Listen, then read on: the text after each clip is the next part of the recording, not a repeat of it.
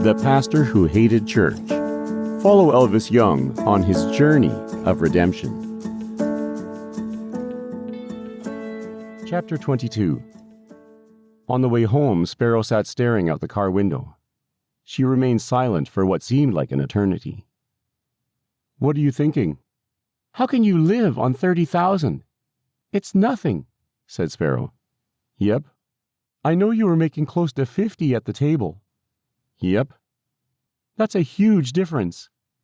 I love the church and all, but you have to afford to live," sighed Sparrow. "Yep." "Is that all you can say?" "Nope. I'm not worried about it. I saved a little over the years, and I'm not extravagant. I'll just need to be frugal," said Elvis. He looked at Sparrow, who was still staring out of the car window. "Besides, once we're married, we'll have your income too." Sparrow whipped her head around to Elvis. Her jaw dropped. "What are you saying?" "Apparently, that's been on your mind," said Elvis. "Well, I wouldn't say it hasn't crossed on my mind," said Sparrow coyly.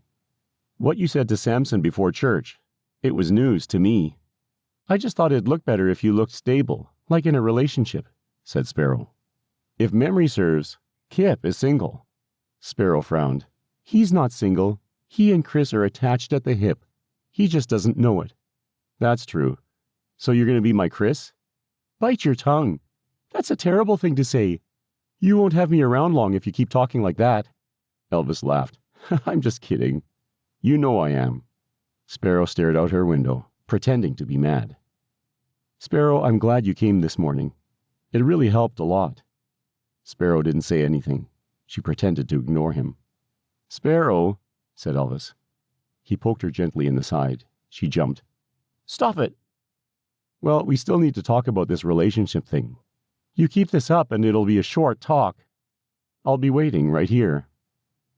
Elvis took the week to relax. He got up late every morning and stayed up late every night. He didn't hear from Sparrow until Wednesday. She called the first time Elvis sat down to work on his sermon. "Where have you been?" she demanded. "I've been here," said Elvis.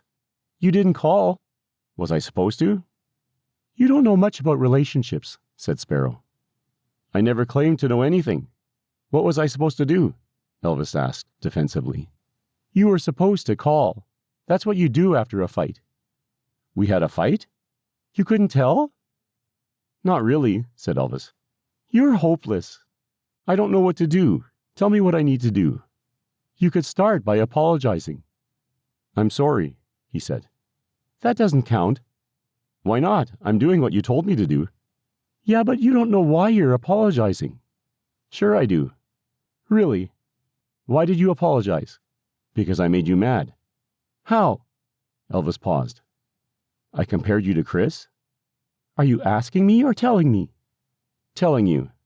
I'm telling you I'm sorry I compared you to Chris. I just have one question." "What?" "Why is that bad?" "Girls don't like to be compared to each other. We want to be special." "Don't you know you're special?"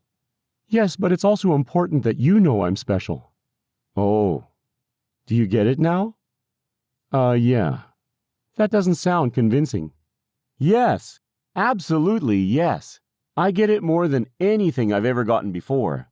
It's more clear to me now than a blazing sunset." Sparrow laughed. "You're still hopeless." "But you still love me." "Don't flatter yourself." "I'm simply stating a fact." "Is it a mutual fact?" "Absolutely. Was that convincing?" "I think so." So am I off the hook? Only after you take me out for dinner." As you wish, said Elvis. Sunday finally arrived. Elvis felt as terrified as a caged animal. Sparrow was calm. "I'm still not sure I can do this," he said. Sparrow just held his hand. They arrived early for the service. Sherry and Macy were already there. Elvis greeted both of them before heading to the bathroom. The cold water he splashed on his face helped, but he was still sick to his stomach. He dried his hands, then turned to leave. The door jammed.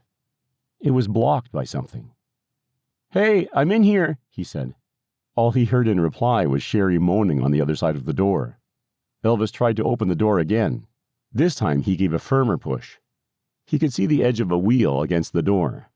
Sherry was still howling. "Sherry, I can't get out!"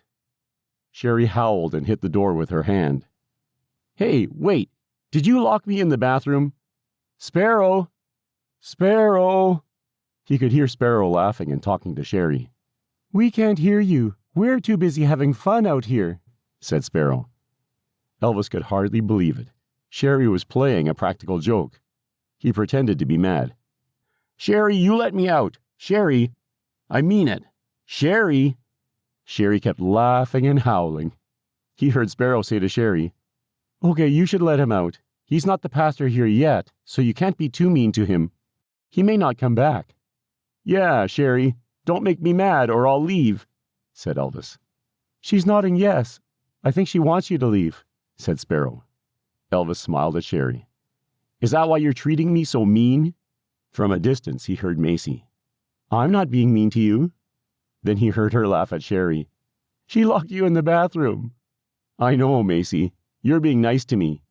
I was going to be nice to Sherry, but now I'm not sure," said Elvis. Sherry moved her chair away from the door. She was still howling with laughter. Elvis found Sparrow. She was smiling at Elvis. Others had joined in on the joke. "I think they like you," said Sparrow. Elvis didn't know how to respond. It was the weirdest thing he had ever experienced in church. It wasn't too long before the service began. Elvis watched carefully as Sparrow played her guitar. She seemed to be enjoying herself. Even when they sung the old hymns, she looked genuinely joyful.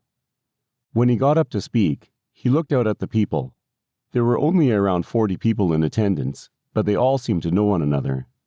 Even more, they seemed to like each other. Before the service began, Elvis saw them talking and laughing. He wondered if this was what Kip hoped to create with his family reunions. Elvis preached about the Samaritan woman at the well. It was a blur. He remembered the people laughing. A few of them even cried as he spoke. When he finished, he couldn't remember what he had said. He ended his sermon with a prayer, then the congregation sang a closing hymn.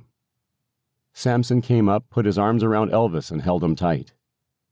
Gideon finished the hymn, then opened the business meeting. "This is an exciting moment. Today we were blessed to have Sparrow Ganaway play her guitar. Isn't it great to sing with music? I love it. Thank you so much.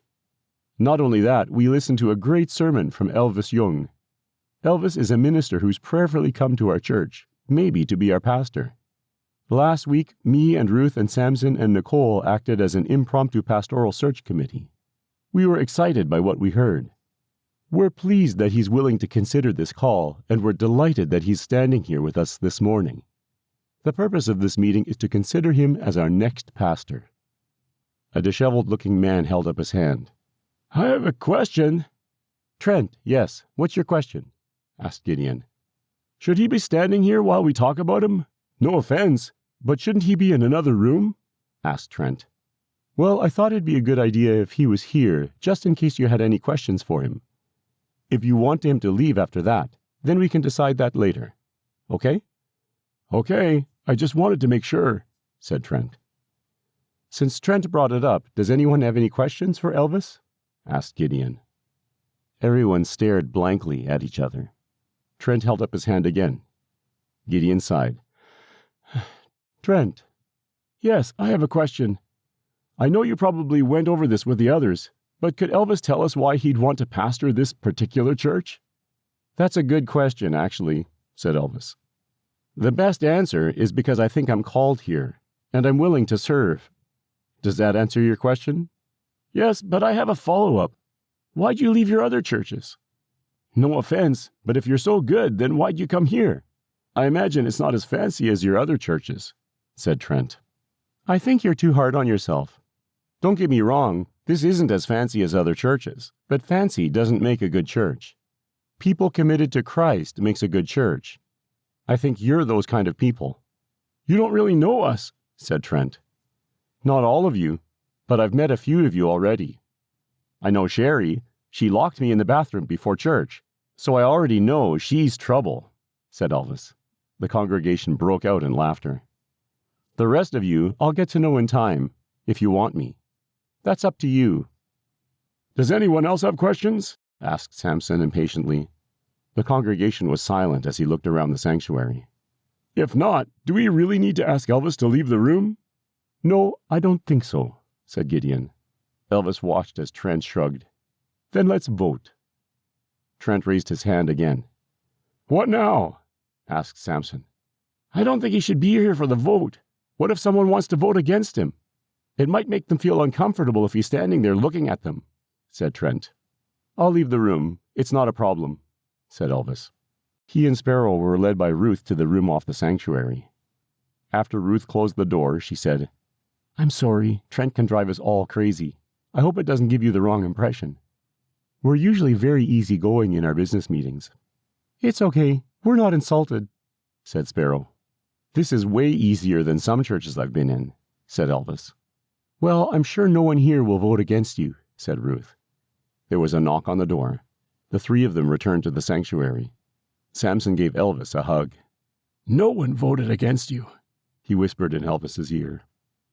"As deacon of the Sturton Street Church, I'd like to welcome you, Elvis, as our new pastor.